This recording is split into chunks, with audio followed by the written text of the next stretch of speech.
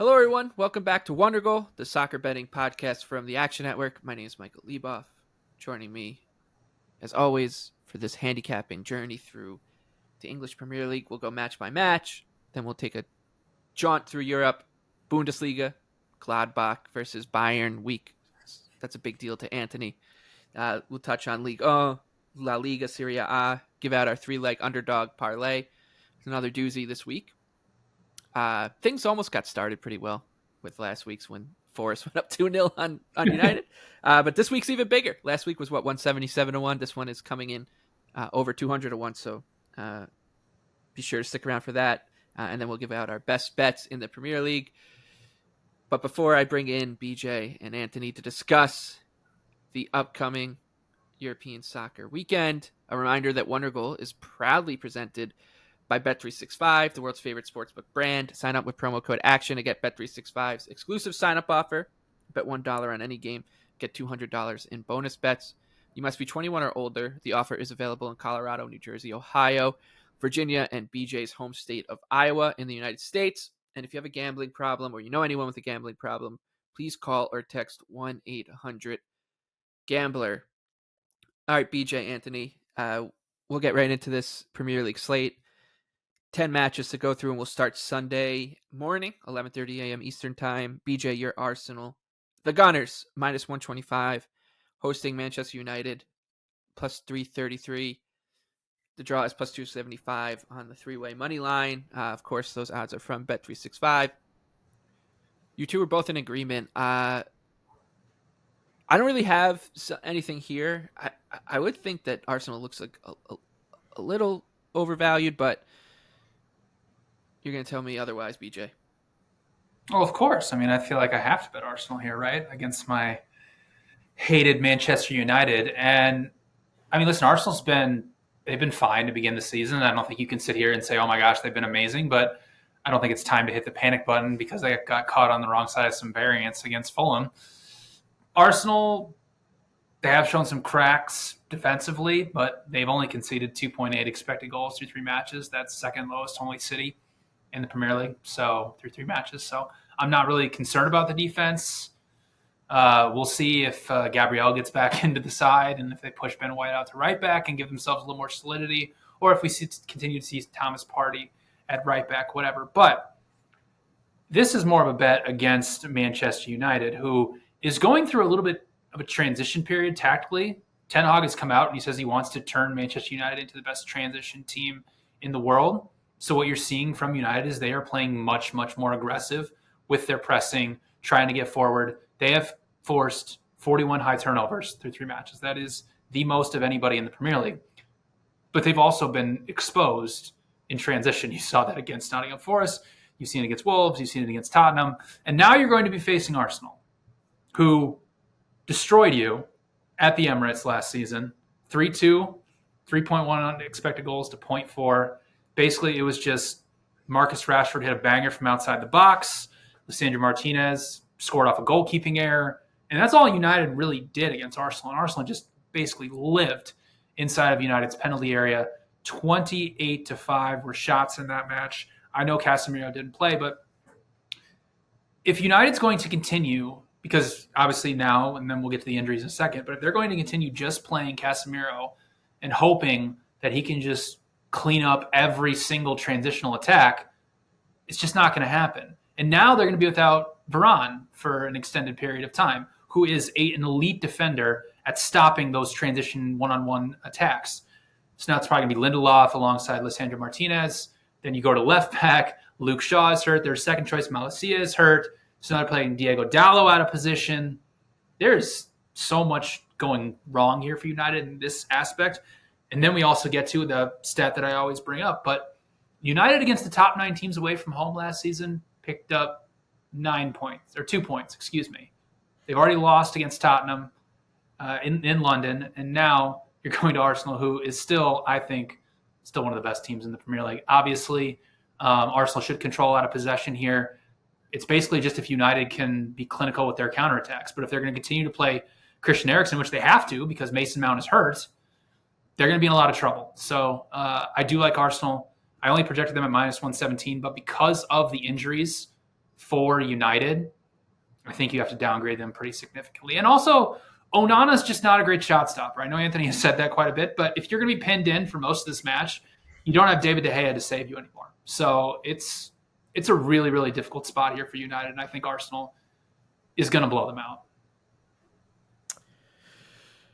A lot of confidence. Yeah, I feel like it's too much, but I agree.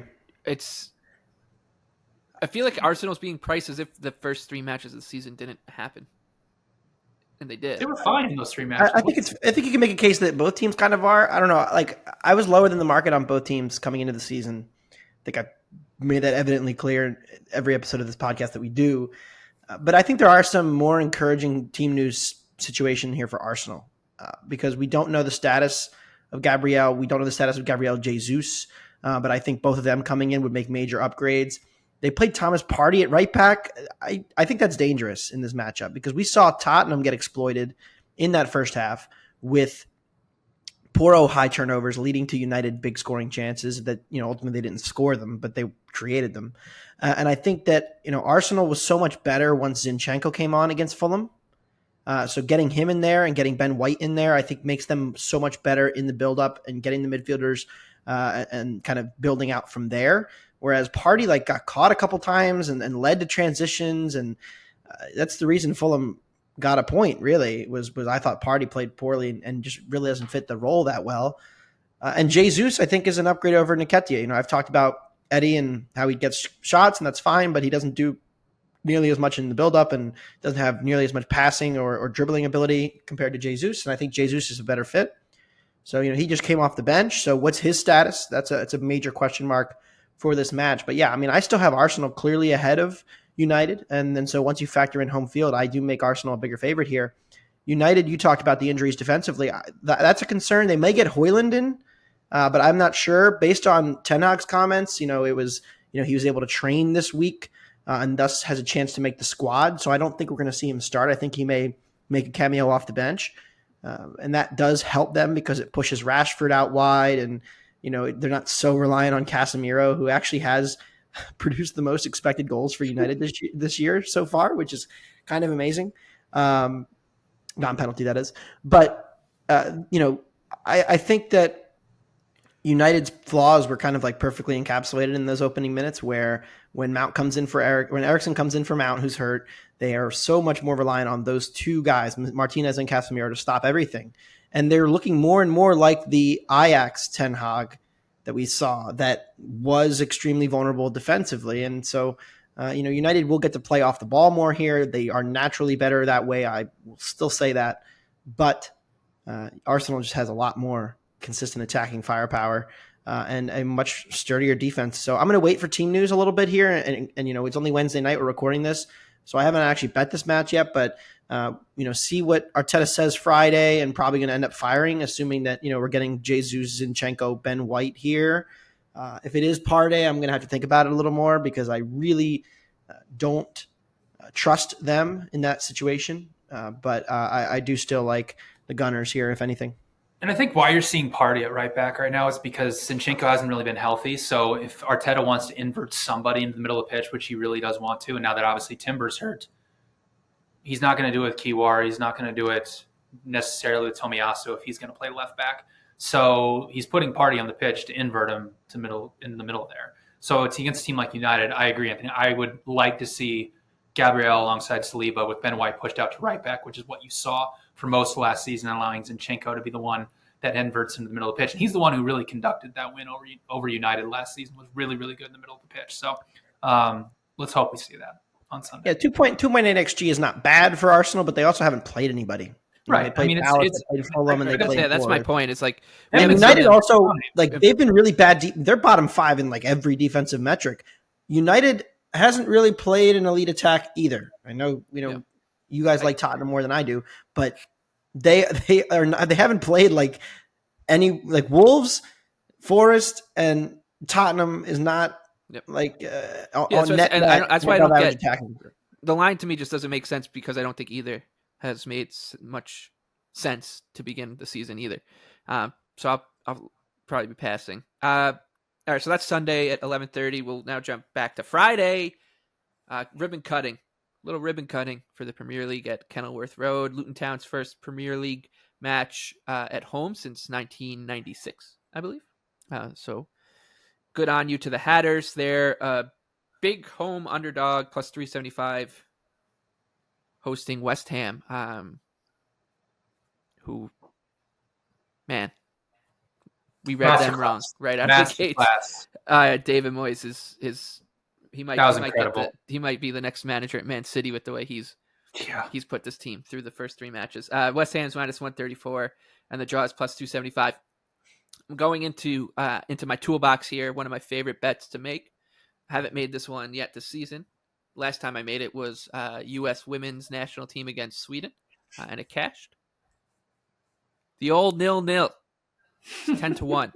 I'll tell you why. So West Ham has come out of the gates firing, scoring a ton for compared to what we expected out of them. Games have been pretty open. They've been a little lucky defensively as well. Luton Town, they're giving up goals in their two matches. Obviously, they've struggled. Tough opening first two matches as well. Like schedule maker didn't do them any favors, obviously. So I just think that this match screams Luton Town at home in front of their own fans, going and just doing everything they can to keep the ball out of the back of the net. Like stay in this game as long as possible. And I don't think that West Ham's set up to beat a team that does that. So I think this could be just two walls staring at each other for a while in front of a raucous home crowd at Kenilworth Road. And what better way to welcome the Hatters back to the Premier League at home than a nice 0-0 on Friday Night Lights? I think this is going to be a very low event match, so I'll take a little piece of 10-1. It's 0-0. BJ, what do you think? I think that I'm in a big conundrum here. I'm going to pass, but this is the spot if you ever wanted to bet Luton Town. They were not good for, I'd say, 60 minutes of that match against Chelsea. But what I will say, Michael, is they did something that threw the great Mauricio Pochettino for a loop, and he didn't really know what to do there for 30 minutes. Luton Town last season in the championship was the most direct team. 80% of their goal kicks went long. Like they just basically tried to win duels in the middle of the pitch, and it's not really shocking that Chelsea sat off. They didn't want to press high because they were like, well, they're just going to send the ball long, so let's focus on winning those duels in the middle of the pitch. But then after about 30 minutes after the first goal went in, Rob Edwards is just like, let's just start building out of the back. And it kind of threw Chelsea for a loop where Enzo and Caicedo were playing so deep, and they're like, wait, do we come up and press these guys? Do we sit deep? Or like, what do we do here? And Luton Town started to kind of grow into that match. And I'd say from about minute 30 to minute 60, like they were on par and even with Chelsea. But that's about the peak that you have with Luton Town right now. They can't, beyond that 30 minutes, it was bad. So maybe as the season goes along, they'll get better and grow into this. But the talent gap is so wide between them and Chelsea. And, looking back on it, was it a bad bet? Yeah, sure it was, betting Luton Town against Chelsea. But again, West Ham is overvalued here. Like there's just no place on earth that they should be minus 140 or minus 120, whatever they're at right now. I projected them at plus 119. This is the spot. Home opener. Luton Town at home. They just got killed by Chelsea and Brighton, who are way better. And I still think, Chelsea is obviously better than West Ham. And West Ham is going to be really good when they can play David Moyes ball, sit back like they did against Brighton and just play on the counter. Edison Alvarez is he's a really, really good addition for them. In the middle of the pitch, he clogged up that middle of the pitch and allowed Brighton to do nothing through there. But this is a match where they're going to have to have the ball, Michael. They're going to have to build out of the back. They're going to have to break them down. They're going to have to play. That's why I'm saying, man. So if you ever wanted to bet Luton Town, I think this is the spot to back them. But I don't think I can do it. Anthony? Yeah, I agree. I agree with BJ. Pretty much everything he said, although except the part about the 30 minutes to the 60 minute. No, go back and watch it. They were on par with them. They were growing into the match. Yeah, and then they got. Then they could see it was over. Yeah, of course that happens. But like for 30 minutes, they were kind of on par with them. Hang the banner. Hang the banner. Played even with like the sixth best team in the league on the road for 30 peak. minutes in the second match of the season. Now, like it's true. Like these are the two teams through three matches that have had the lowest possession in the league. West Ham's at 29% through three matches, yet they have 7 points. They played three teams who really want to have the ball, and they let all three of those teams have the ball, and then were really good on the counter. But we've seen this with West Ham. I mean, why was West Ham in the relegation zone last year for part of the season until they figured some things out and ran better? They ran really poorly, yes, but they were not good against the bottom teams that are around them at getting margin and separating from them because they were really bad in settled possession. So this is going to be the real test for them. It would be Luton or nothing for me as well. But I am growing some concern that we may not know the floor of some of the bottom teams in this league. Yeah. Because we talked about this on the preview show. Like, we thought, like, man, these bottom 6 teams, they kind of did nothing all year in the offseason to get better. And then we said, like, well, the top 8, we kind of like a lot of these teams relatively and think they've, the rich get richer, the poor get poorer. And if that's the case, like West Ham is the team kind of in the middle that would benefit from that by beating up the bad teams and, moisying their way to some points against the good teams. So, from a market perspective, I can't get there on West Ham. But if it gets to +1, I will be a happy Luton Town backer. But right now, I'm 3/4 is best. We're about to talk about Everton, which means that we're also going to talk about our sponsor, Caldera Lab, who create high-performance men's skincare products. And these skincare products are built for folks like me, for folks like Anthony, who had both teams to score, yes, in Everton Wolves on Saturday. It may be the drunkest match I've ever seen. BJ. I'm saving my rants for later. BJ had the over in that match, and I did. You got stolen from me. And I bet Everton +1. When I saw the money come in on Wolves, I was happy to take Everton on the money line. All three of those bets lost in about as trolling a fashion as you can get. I don't know who we upset.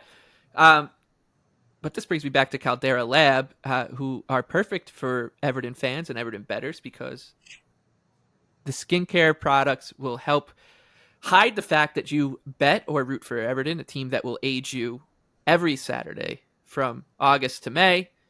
Their regiment has 3 products: the clean slate, the base layer, and the good. The clean slate starts and ends your day. It's a face wash that leaves all skin types refreshed. The base layer is your daily moisturizer to hydrate your skin and jumpstart your day full of confidence. And the good is your go-to multi-functional serum at night that helps your skin look tighter and smoother and reduces the visibility of wrinkles from watching Everton, from betting on Everton. And just for our audience, we have an exclusive offer. This is Caldera's best offer available anywhere. Use the code GOAL at calderalab.com to get 20% off right now. Once again, that's the code GOAL at calderalab.com. Everton time. Everton will not be scoring many goals. Or will they? Jose Sa and Pickford, the 2 best SOFA score ratings of the entire year so far in that match in goal for Everton and Wolves. So that's part of the troll job. Who was number 3? I think it was Burnley. Burnley against Everton. Oh my gosh, we'll get to him. Oh my goodness. Anyway, so Sheffield United and Everton Saturday morning, 7:30 a.m. This one's taking place in Sheffield. +200. The Blades are at home. Everton is a road favorite. +145 on the 3-way line, and the draw is +220. Genuinely, and I honestly mean this genuinely, I was just questioning why I do it to myself anymore. On Saturday, I think I've had like little moments of that with Everton in the past, like very little. With like the Islanders have had some moments like that. But I feel like this was the biggest one I've had, because that match honestly felt like somebody was just scripted it as let's just play a joke on this guy. The Jose Sa save on Ashley Young, straight out of my nightmares. But I don't know how you don't back Everton in some way here. Like they're creating chances, and their matches against the two teams that I would say are in their cohort, Fulham and Wolves, and I know those matches were at home, have been really good, except they just don't score. And they have one defensive lapse, and it ends up in the back of their net. Maybe a couple more than one against Wolves. But they should be able to create again here, and they now have a finisher. So I don't know if it's an over or Everton team total or the Everton money line, but I'm going to need more Caldera lab because I'll probably be backing Everton. In some way here, Anthony. Yeah, I'm taking the week off. Well, that means you're taking 3 weeks off because we got an international break coming. We have the international break, and then we'll be back the following weekend. I haven't looked at the schedule yet, but well, it's yeah. So I'm taking the week off. Look, there are spots where I think Everton will have betting value this season as a road favorite against one of the worst teams in this league. I do not think that's one of them. When I look at this, Sheffield United is a team that I have not bet on or against yet this season. I think I'm still kind of gathering more data on what they are. The performance against City, I know they tied it late and could have gotten a result there, but it was not particularly encouraging given the shot disparity and the total domination that City had over that match and probably could have won it going away. They hung in there, credit to them, but the numbers on these promoted teams so far, it's alarming. So I'm going to pass here. One bet that I think you should absolutely consider sprinkling is Tom Davis, anytime goal scorer for Sheffield United. I don't know if he's even going to play, is he? He probably even if he's on the bench, he will come on in the 86th minute and score. It should be 100-1. Actually, should be like 1,000. I may have to sprinkle Everton over 1.5 goals here. Beto's a great signing, Michael. I'm going to tell you that right now. He's played in an Udinese system that's been primarily transitional for a long time. Been around a 0.5 XG per minute striker, which is the same as Dominic Calvert-Lewin. I don't think he has much of an injury history. So if he can stay healthy and maybe we get Dominic Calvert-Lewin back, this could be a really good front too. So if anything for me, it would be Everton team total over 1.5 at plus 150. There's no chance I'm going to back Everton as a road favorite, especially given how hectic their pressing is. I'm going to do Onana. Was really impressive in the Wolves match. I know people have been doing the highlight reels of how well he played in that match. I thought he was really impressive in the midfield. Ganagay still giving them decent production. Everything except the penalty area finishing has been good for Everton this year, relative to expectations, of course. I don't know how much Beto is going to save them. Like you said, BJ, 0.46 XG per 90 in Serie A last year. That's okay.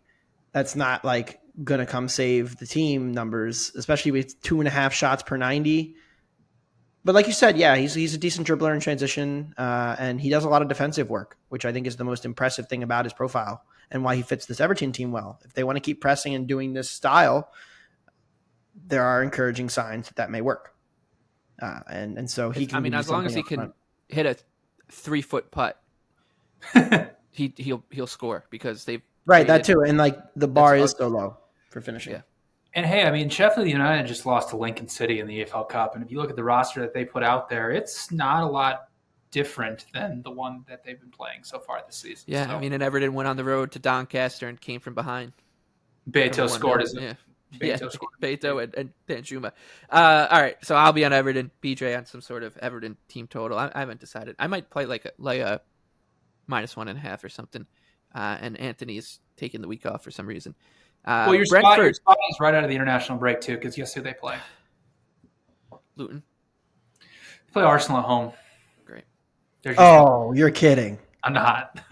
Oh, that's so good, man. That's so good. All right, well, you know what? I'll be back in 2 weeks. I might bet it now. Maybe I'll bet it now. There's already lines up. I'm going to go find a line, and maybe I'll fire it in the app now just to feel something. All right, Brentford and Bournemouth now. This is at the Brentford Community Stadium.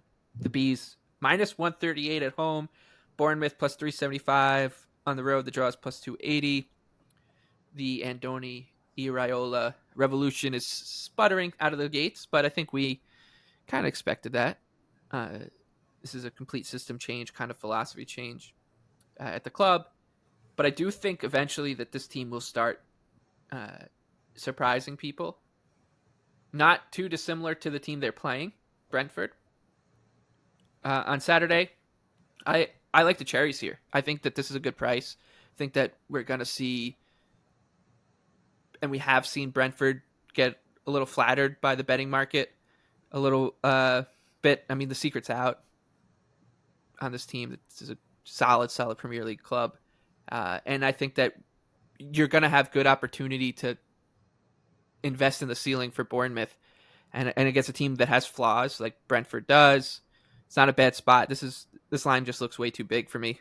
So yeah, give me the cherries. BJ, I know it's a little against the ethos of this podcast to go against Brentford, but when they're minus 140, it changes things.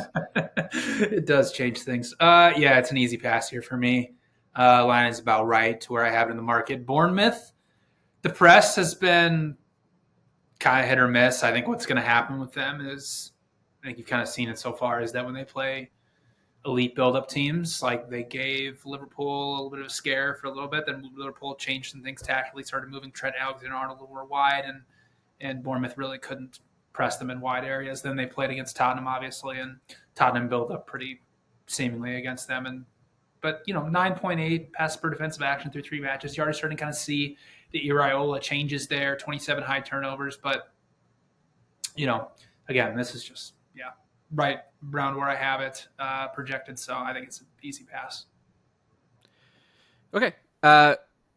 Brentford at Spurs, Anthony. There's a lot of injuries here for Bournemouth, right? Like we have to kind of keep that in consideration because they have done a decent bit of business here, but Tavernier is injured, Smith is injured, Adams is still injured, Fredericks is injured, he's gonna be out a while. So like, there's a lot of missing pieces here for what they want to be, and so I think Bournemouth may be a team that maybe we need to wait on a little bit.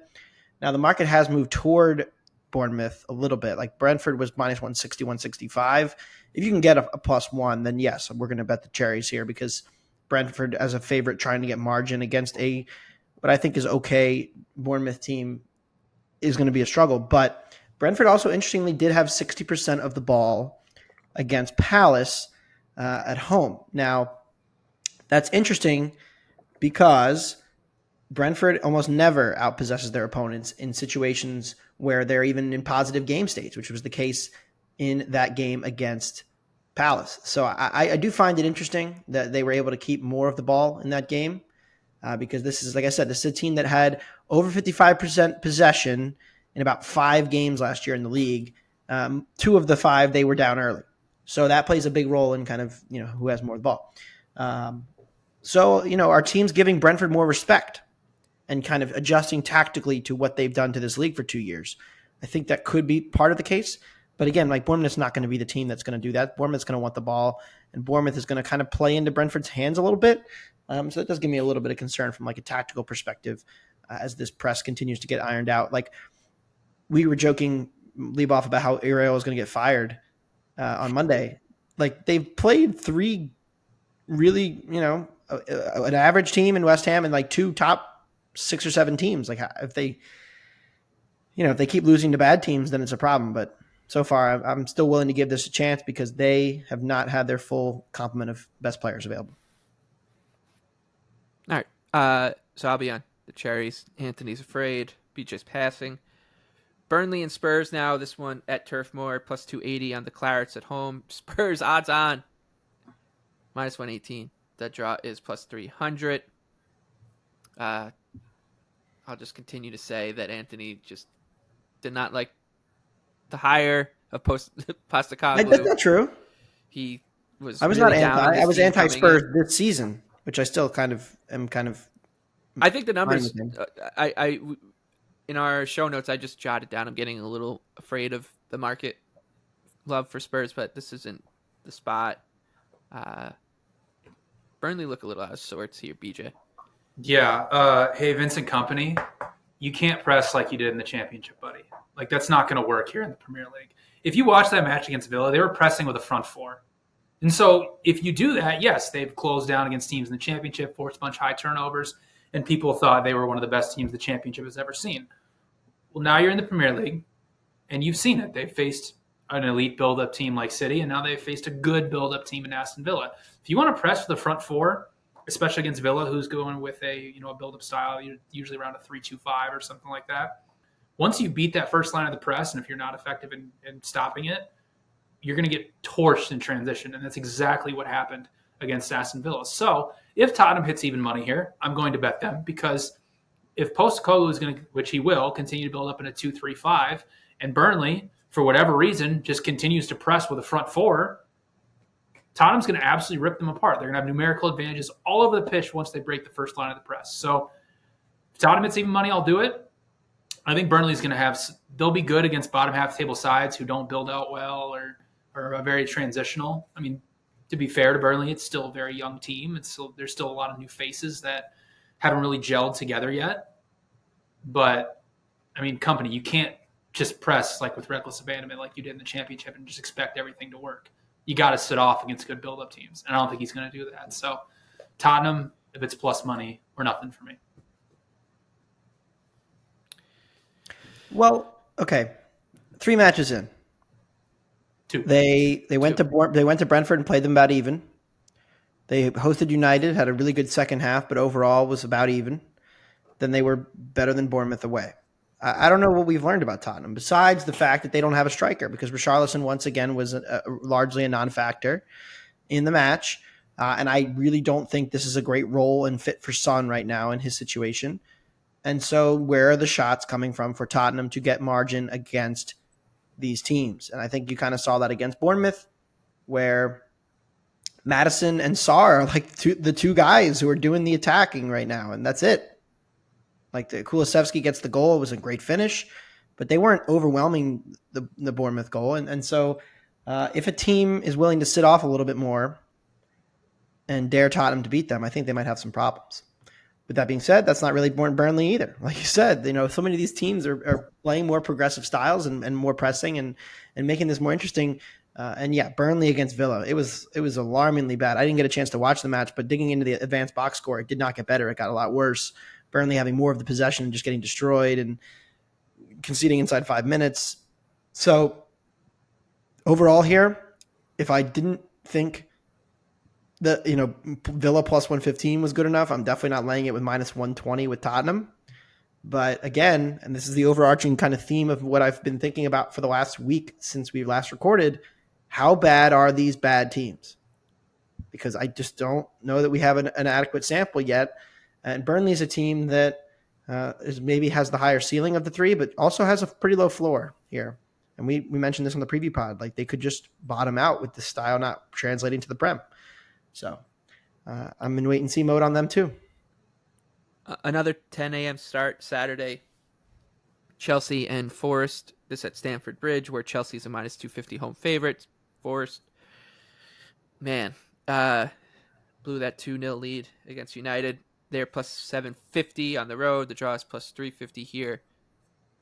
About where it was for the match against United. I feel like that makes some sense given the questions we have about United and Chelsea, just from kind of a overall big picture, are similar. So it would be 4-0. I know neither of you have a bet here, but Anthony, I'll go to you for just a quick show notes on Chelsea and Forest.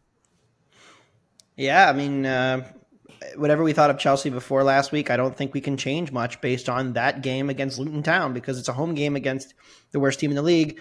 They were fine. They went through large periods of the match, like BJ said, where Luton was growing into the game. I thought it was just like Chelsea wasn't really getting any good chances off of what was pretty controlled play. And so the question now is Forest's attack real?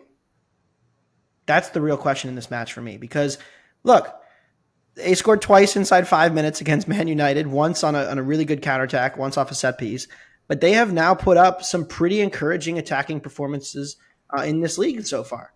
and like enough to the point where like maybe we have to raise our ceiling on what they are, because creating 1.2 expected goals against Arsenal is a good showing. And we said, well, what does that say about Arsenal? What does that say about Forest? Because Taiwo on the pitch last season, toward the end of the season, is when they finally had the attack tick up enough to make up for the fact their defense is really, really bad. And he scored a bunch of goals at the end of the season, and he's kind of picked up right where he left off. He misses the first match, comes in, and then has been really productive for them in this early stretch. So do I think they're going to score, 5 goals every 3 games? No. But I think there's a good chance that the market is too low on this attack. So I think this is a good overlook, if anything, because I still have questions about how many shots Chelsea's going to get here going forward. Sterling looking rejuvenated is certainly a big plus, but this Forest attack being real looks real to me. So I think that this could be another open back and forth kind of Foresty game, similar to last week when United and Forest both scored within inside 15 minutes. Yeah, and the thing is Chelsea last season, they were 18th in XG per set piece allowed.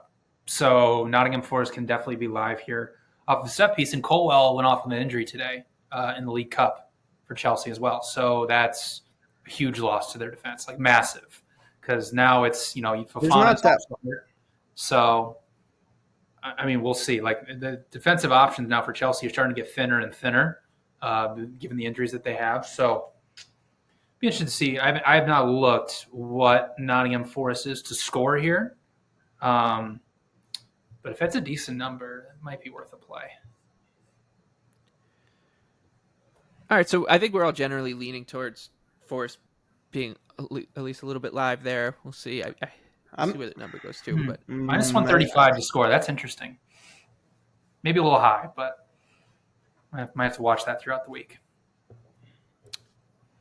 City and Fulham. The Citizens minus 700 at home. Fulham 16-1 on the road. The draw here plus 750. The big news for Fulham is the Paulinho. They're the luckiest team in the world. Well, yeah, they continue to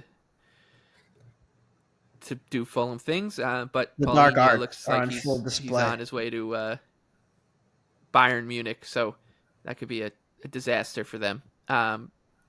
Their price is basically the same, by the way, to be relegated as it was in the preseason, which kind of tells you a couple things about this team, because they just got a point off Arsenal. They beat Everton, one of the teams they'd be competing with in the relegation scrap on the road, but they are still let's just say the market isn't convinced, I guess. What are the odds right now on them? Plus 450 to be relegated.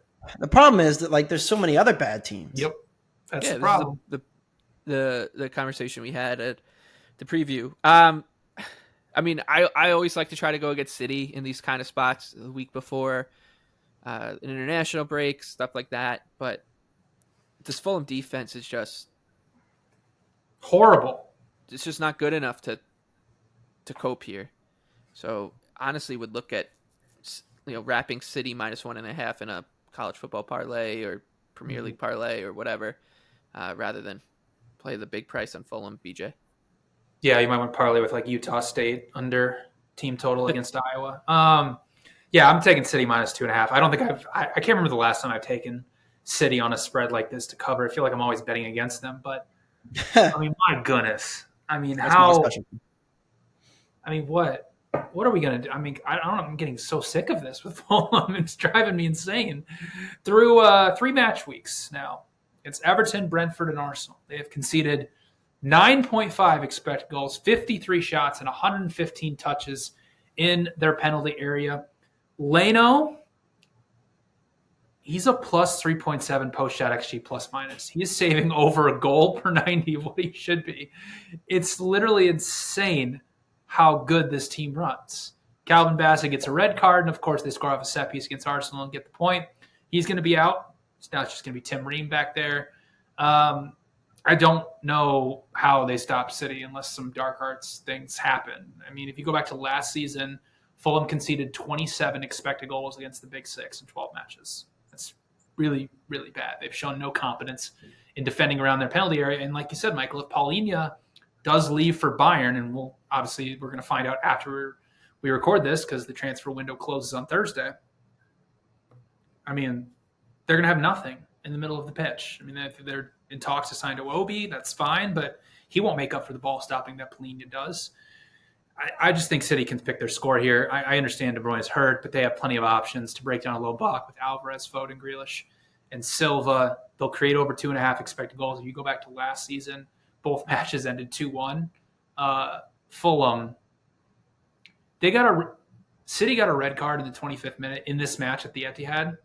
And from that point, then Fulham scored a penalty. From that point on, Fulham took 3 shots and created 0.2 XG, and they were up a man. So I don't know. I'm so sick of Fulham. They're going to bottom out at some point, and I just don't know how they stop City. I think City could really pick their score here. So City minus 2.5 plus 125 for me. Great. Sounds like a great way to head into the Watch a international 2-1 win for City nice. in the 96th minute. Brighton and Newcastle. This is probably the match of the weekend in terms of stakes, and This is fun. Brighton's plus 155 at home. Newcastle plus 150 on the road. The draw is plus 275. Both teams coming off of losses that have them probably scratching their head a bit. Brighton to West Ham, and Newcastle blowing it. That would be an understatement. Oh my god. Oh my goodness. Smash and grab. Big time. Shout out to Avery Zimmerman for hitting Liverpool 16-1. No. odds. He only that's our No shout soccer out. editor and tennis guy at Action Network. He only mentioned that to me a dozen times to rub it in about the fact that we all had Newcastle. And look, it's the perils of playing the way Newcastle does. They want to get out in transition. We talked about how good they are with leads normally. It's because teams have to come on to them and then they are able to hit them on the break. But it was kind of a weird stalemate for a while there because, yes, Almiron hits the post. Allison makes that absurd save. Newcastle in that match was in their state where they had to have the ball because Liverpool was saying, well, we're down to 10 men, so we might be down a goal, but we're going to let you have the ball. Then we're just going to ping it up to Darwin, and he's going to out-athlete Sven Botman into a goal and then do it again, and then we're going to win. So it was a fascinating matchup. Liverpool, we'll get to them in a minute, but from a Newcastle perspective, the market has moved pretty solidly towards them since last weekend. I think that obviously has more to say about Brighton than Newcastle. We're learning the limitations of what Brighton is because they lost Caicedo and they bring in Baleba from Lille. Not sure that he'll start this weekend. They need more defensive midfield ball winning because this is not going to work. They are going to score a lot. They are number one in passing the penalty area, number one in crosses. They're doing incredible stuff from a shots perspective. They just brought in Ansu Fati, who was putting up some ridiculously good goal-scoring production numbers in limited minutes for Barcelona last season. So, there's a lot to like about this Brighton attack, but you can't outscore everybody.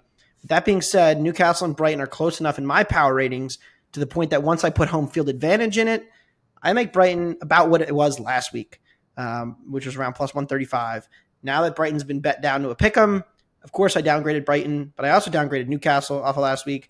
And I think that this game ends up right where I had it last week, which is Brighton as a slight home favorite. So at a coin flip game, I'm going to take the goals. Yeah, I like Brighton here, too. I think that they do enough things that Liverpool does well that gave Newcastle problems that they could almost – obviously this game is not going to look like that one because that one is a 1 in 1,000 shot, but they do enough of these things well, turning the ball over high, pressing, putting the ball on the carpet, and just being an all-action team that I don't think Newcastle really coped with it well. And Newcastle, honestly, that game against Villa, you could kind of throw out the script. It was 2-1 with, in 13 minutes? Things just kind of got out of hand. Well, the thing that scares me is actually what happened in that match because Villa was trying to have the ball and build out a ton, and they just ran into Newcastle walls, and then Newcastle just destroyed them on the break. And if that happens, kind of similar to what just happened on Saturday, you could easily see a narrative like angle here where it's like Brighton has the ball, Brighton has the ball, Brighton has the ball, and Newcastle does what they were so good at last year, which is eventually win the ball, break, score, create a ton of big chances. They're just like a better version of what West Ham just did. That's a strong case. But again, like even with that tactical concern, like the number is still the number, and now Newcastle's a road favorite. That's a big difference between catching a quarter goal, which is what they were a week ago. So as bad as Brighton was in that game against West Ham, they still had a ton of shots, ton of chances. Yeah, Ariola made some great saves. Like they could have gotten back into that game. So yeah, I'm gonna roll with the goals. This is the third goals bet for me of the season. And look, we all agreed last week, like Brighton's gotten too high in the market, but the market has now knocked them down a solid peg here.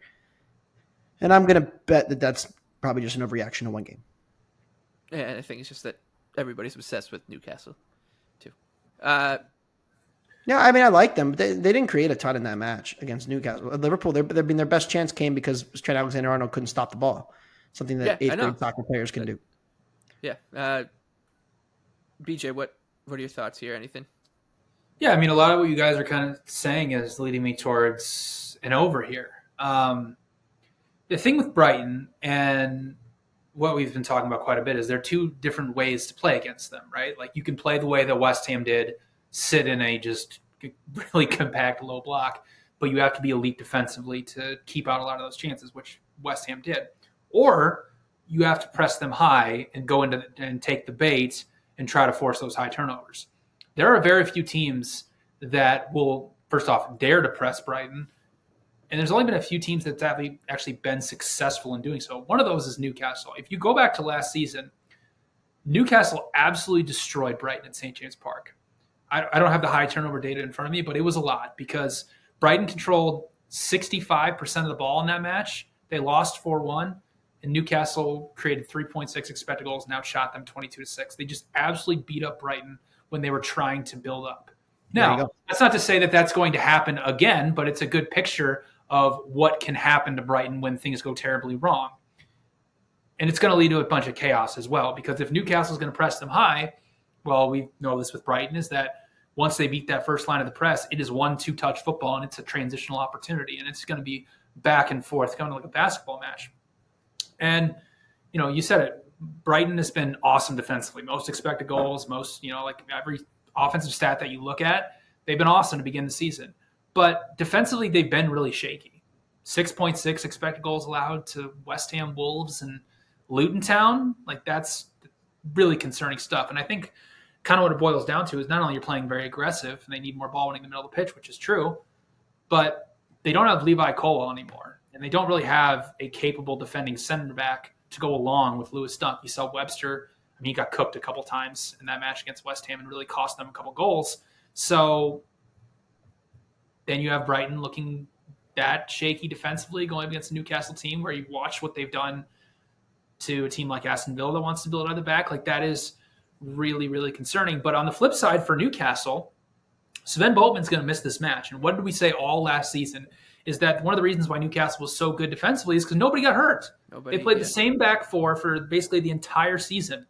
Well, now Botman's hurt, which means my guess is they're going to slot Dan Burn back in center back, and Target's going to come out and play left back. Well, that's a big downgrade for Newcastle defensively. I mean, Botman played 34.7 90s at center back last season. That was the most of any Newcastle player, played more than anybody else. So that's a big loss. Like, now you're going to have to play without him. So I think we're going to see absolute chaos in this match. Once that first goal goes in, if Brighton scores and Newcastle has to get more aggressive with their pressing and De Zerbi can even bait them in even more, Brighton's going to create a ton of chances. On the flip side, if Newcastle scores first and they can just kind of sit back and press and Brighton has to be incredibly aggressive, like, it's just going to be so much chaos. So over 3.5 at plus 134 is the best price that you have right there. I would chase an over 3.5. I wouldn't play a juiced over 3 because I think we have the potential for maybe 5 or 6 goals in this match. Yeah, there was a little bit of like on the beachiness to that game, if I remember rightly. Like Brighton was out of the race at that point, and they went on the road. It was like the April-ish, and they kind of did get cooked. It was 3.6 to 0.5 on XG, but a lot of that, like you said, was Brighton getting turned over high, and that is a possibility. But I do think it does change a little bit on Brighton's home soil. But yeah, I see how this goes wrong. Not my favorite bet of the year, but I love the number, so I like Brighton. Yeah, I'm with you. I just like Brighton in the chaos more than I would like Newcastle, and it does feel like a chaotic match. Palace and Wolves now. Palace, Chaos. yeah, minus 110 at home. Wolves traveling as a plus 333 underdog, and the draw is plus 230. BJ's passing. I mean, I'm just tipping my cap to Roy Hodgson and Anthony. You have a bet? Yeah, I do like Crystal Palace at home here, minus 110. I have bumped Palace. You know, the thing we said about them in the preseason, like this could go wrong if, well, they're now keeping Michael Elise. And I think that that's going to be a big part of what kind of works for this Palace team, still being solid defensively and the attack not quite falling off of a cliff. And, you know, I'm buying into what the market is. There are smarter people out there than me that really like this Palace team and continue to bet them as we get closer and closer to game time. And I actually find that to be a decent leading indicator on, you know, how a team may perform. And, you know, the market's not always right, but through, you know, 3 matches against, you know, solid opposition, they were very competitive against Arsenal. In a match that was even on non-penalty XG. They were outplayed in it, but not overwhelmed. They had an average showing at Brentford where they got a point. The market moved toward them again. And I think the market's a little bit short here. I understand why there's some hesitation because Palace is not a swashbuckling attack that's going to run away from these teams, and thus that makes them a dangerous favorite.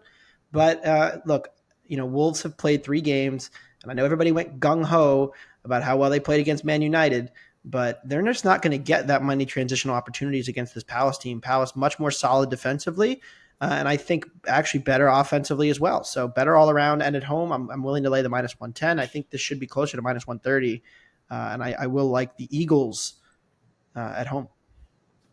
All right, we'll close out the Premier League with a Unai Emery versus Jurgen Klopp showdown at Anfield. Liverpool's minus 150, Villa plus 333, and the draw plus 350. You can find Villa out there like plus 360. I think it's a good number on the Villains. I know that Liverpool's got 7 points from 9. What have they put together though in any of the 3 matches? They put together great 21st minutes against Chelsea.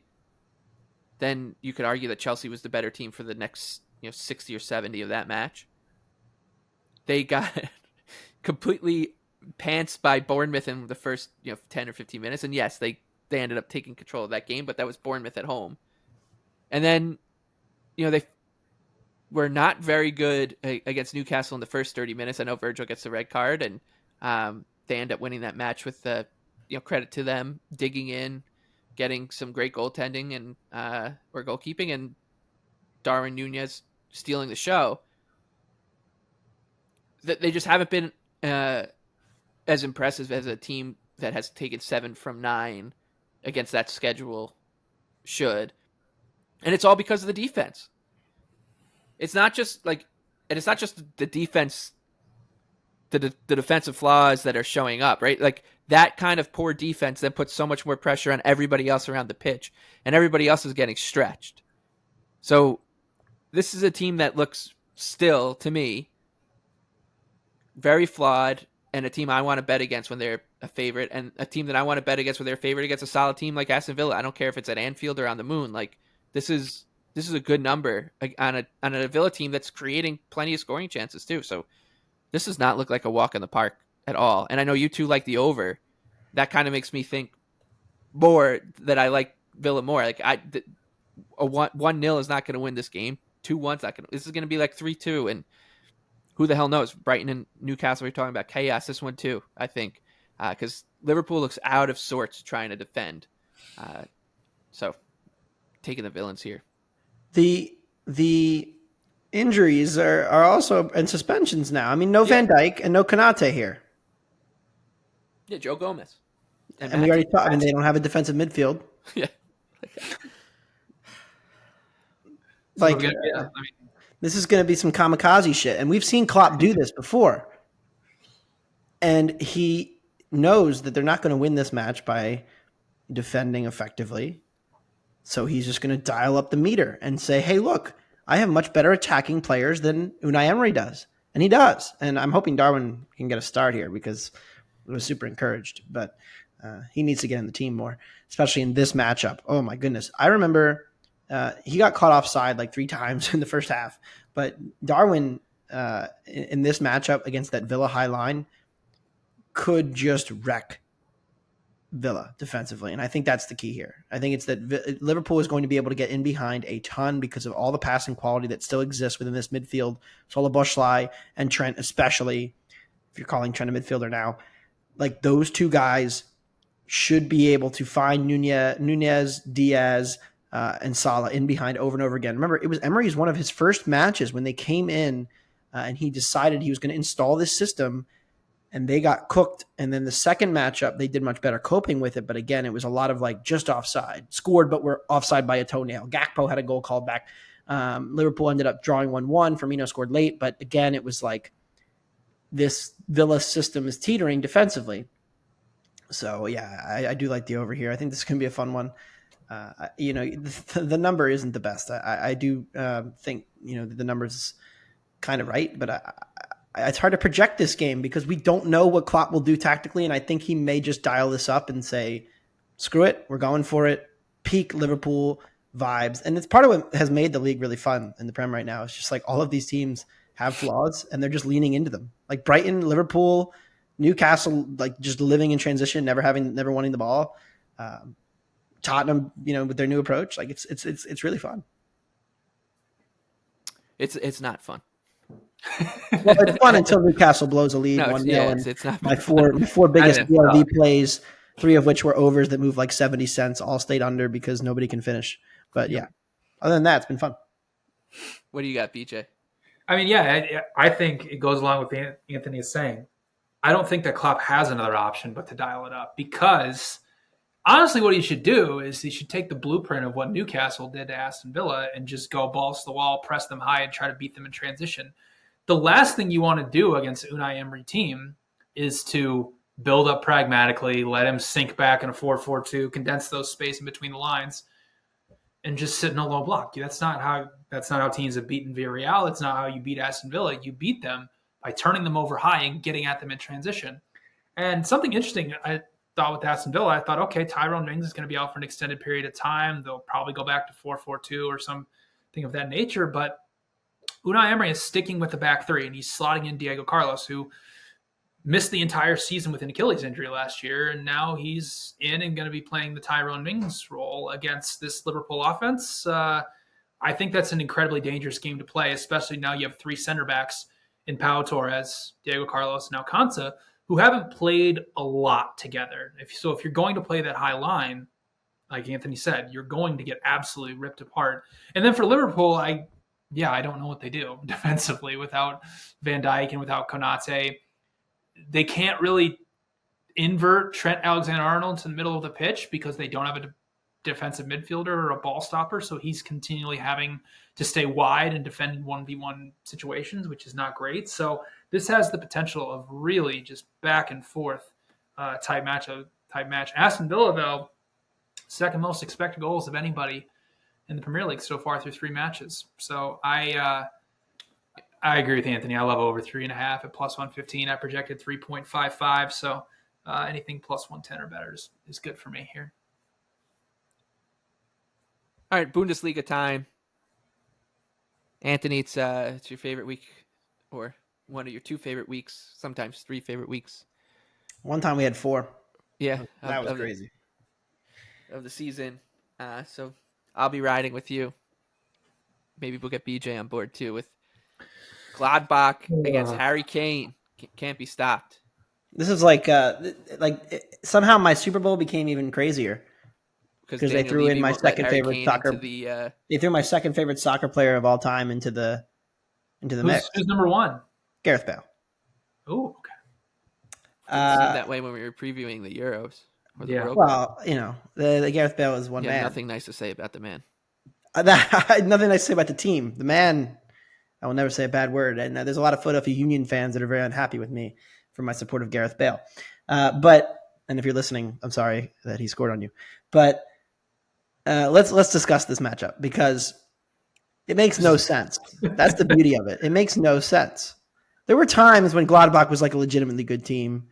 And there were years under Marco Rose where like they legitimately outplayed Bayern at times, like the famed Joe Scally game to kick off the 2021 season, or the beginning of the following year in January when they were down 2-0 to Bayern inside the first half, and then Jonas Hoffmann turned into the greatest player of all time for 30 minutes, and they came back to win 3-2.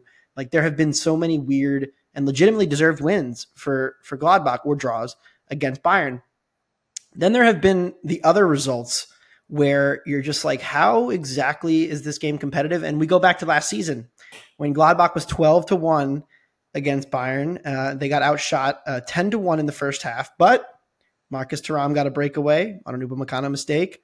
We went up 1-0 at half. Jan Sommer broke the Bundesliga record for saves in a match, and Bayern scored in the 87th minute to tie it. It was 1-1. But again, we were catching 2.5 goals, so the game was never in doubt. From a spread perspective, we almost got the money line home. And then, sure enough, the last meeting, Gladbach at home, 6-1, red card to Bayern, 10 minutes in. We get to play up a man for the entire match, win 3-2.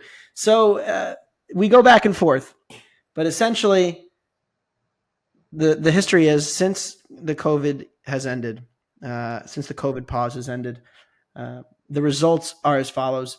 Gladbach won 3-2. Bayern won 6-0. We don't talk about that match. Bayern lost 5-0 in a cup match to Gladbach. Bayern then lost 2-1 in a thriller in the following season. And then the last year, it was 1-1 and 3-2 to Gladbach. So this rivalry, outside of that one match, Gladbach has gotten a point or 3 in every single one of them. And look, I have severely downgraded Gladbach. If you listen to the show that we did with BJ before the season, you know I'm holding a relegation ticket, which through 2 matches, we are really bad in expected goal differential. We are in the bottom 3. But something about this rivalry and this matchup, and now, Bayern through 3 matches overall still has the exact same flaws we've seen from years past. I think it's why they're in for a defensive midfielder in Paulinho, because they need more ball winning, and it makes them vulnerable in transition. And this Gladbach team hasn't gotten the chance to do a ton of it yet in terms of playing in transition, but I actually think that they, if they're good at anything from a squad profile perspective this year, it's going to be that. So despite all the issues, I will be betting them plus 1.5 at home in this matchup, and I will be sprinkling the money line because we are, we've had too much fun with it to not do it. And I've already gotten multiple texts this week. So as a podcast, we will be betting the Foles at home. Yep, 6-1 on the money line. I'll be in on it. BJ, any thoughts here on the Bundesliga? Yeah, I like Wolfsburg pick on the road at Hoffenheim. Hoffenheim has been an absolute mess defensively to begin the season. 5.1 expected goals allowed. That's the most of anybody in the Bundesliga. And they played Freiburg and Heidenheim. Not exactly murderer's row. Essentially what's happened is Pellegrino Matazzaro came in February of last season and switched them to be a more aggressive pressing team, and it really hasn't worked. Since he's taken over, they're allowing 1.5 xG per 90. Offensively, they haven't really created much. Post-World Cup break, they only created 18.1 expected goals in 15 matches. Now, going into this season, they lost their best attacking option in Christoph Baumgartner, who left for RB Leipzig, their best wingback, who's a key to Hoffenheim's 3-5-2 system, and Angelino, who's now, I believe, playing for Galatasaray. So, and then you look at Wolfsburg, they obviously lost Van de Ven, their best center back, to Tottenham. Mecha, their best midfielder, is off to Dortmund, but they've been very impressive through the first 2 matches. They beat Heidenheim pretty convincingly. They went and beat Cologne on the road this past weekend. They've been rock solid defensively, only 1.06 xG allowed from open play. That's the lowest of anybody in the Bundesliga to start the season. And Kovac really turned this team around post-World Cup break. They turned into an offensive force, 1.67 xG per 90 after the World Cup. So if you look at it, they were a plus 0.2 xG differential post-World Cup. Hoffenheim was minus 0.44. So even if you take home field advantage in, Wolfsburg still should be a favorite here. So I like them draw no bet at even money. Okay, La Liga time. Atletico Madrid gonna set the world record for most goals ever scored in an I can't wait for our European Champions season. League pod. I can't. It's gonna wait. be great. What do you got, PJ? I mean, I love Atletico -1.5. They're playing Sevilla. Well, -1.5 plus 135. Anthony's giving me a face right now. I mean, 7 goals against Vallecano. I mean, it's just a Simeone. I had Vallecano. I saw a tweet, and it was very funny. It was like only Simeone can figure out how to score 7 goals out of a 5-3-2. And they just overloaded the right side of the pitch, and they just completely destroyed Vallecano time and time again. And now they're going to play Sevilla, who's down 2 center backs, down Marcus Acuna, not really much defensive work there. And, I've just, Michael, I've missed out on 3 Sevilla fades to begin the season, and that's on me. And so, of course, I'm going to jump in here for the 4th time, and it's probably going to go terribly. But Sevilla is just continually so bad defensively, and they've not solved any issues whatsoever. So I think Atletico absolutely pounds them. Projected Atletico spread at around -1.5. So if you're giving me -1.5 at plus 135, I love that price. What do you got, Anthony? Look, I love the Real Madrid midfield, and I think it does give a nice boost to their defensive outlook. And they lose Militao, which will hurt their defensive look. But this midfield is so good that teams just don't get the ball into their penalty area as much anymore. And that's one thing through 3 matches that's already evident in improving their numbers. But this attack is now in kind of light. Vinicius goes down with an injury. They're calling up this 19-year-old kid from the youth team, Castilla, to feature, maybe come off the bench here because it doesn't look like Vinicius is going to play. He may be out a little while here. And that means it's going to be Joselu and Rodrigo as the main attacking strike duo. And against a Getafe team that's more than comfortable playing without the ball and will not even try to score for large parts of this match, you have seen the market move here. It was plus 115. Now it's come down to about even money. If you can get even money, I like under 2.5 in that match. If you have to start laying juice, it is getting a little too low. So 2.5 under for me, even money or better. Okay, time to move to Serie A. Anthony and I passing. BJ. I like Lecce at home. You guys want to guess who they're playing? Lazio. No. They're even money favorite at home. They're playing one of my favorite teams. Salernitana, who is running like gods again. Ochoa is the greatest goalkeeper in the world. Buladia is the best striker in the world. They drew Roma 2-2. And I'm not going to say it, but you can just go look at the box score for that, how egregious it was. I told Anthony, I don't know if I can do this anymore with this team. They're just impervious to running bad, and I don't really know what to do. But this price here, a Lecce team that actually is very good, a very good pressing team. They were top 5 very good for defensive action last season. They're not a great team, but Salernitana they were a -18 expected goal differential away from home last season. That's close to a goal per 90 in terms of actually differential. Well, Lecce was actually a positive expected goal differential team at home.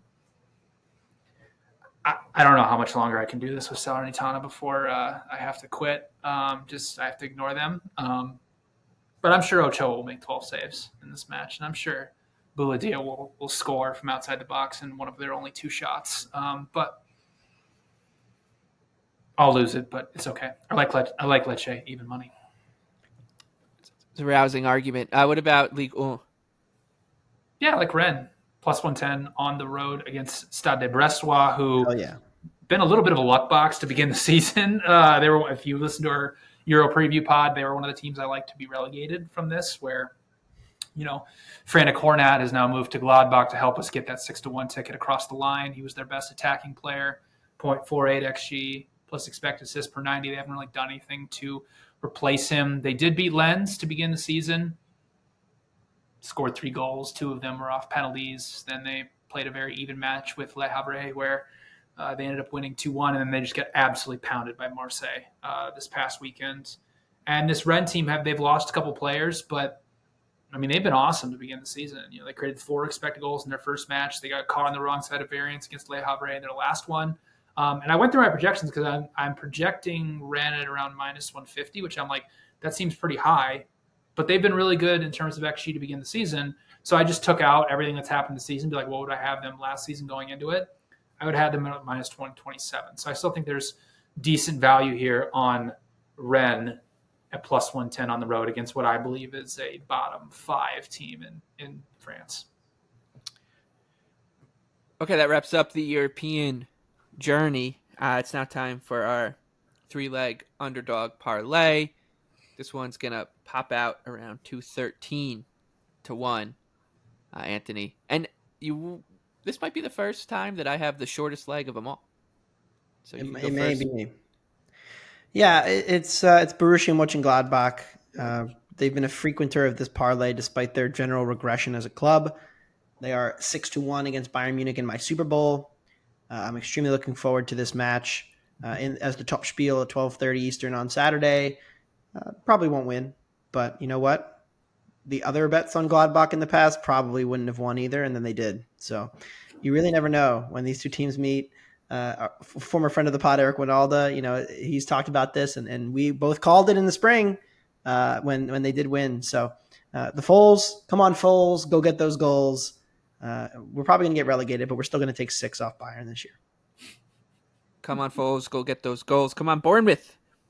Feels a little weird to go against Brentford in this spot because they've probably been the team that's treated us. They are the team that treated us the best. They were 19-1 when they beat City, and we cashed our 200-1 parlay before the World Cup last year. I'm going against them here with Bournemouth plus 375. I just think that the number's getting a little bit out of hand on Brentford. Good team, great, really solid Premier League team, but I think that this Bournemouth team should start trending up eventually. I kind of want to be there for when it happens. And what better time to do it than right before the international break? So give me the cherries. I think that this number plus 375 is well worth backing. BJ.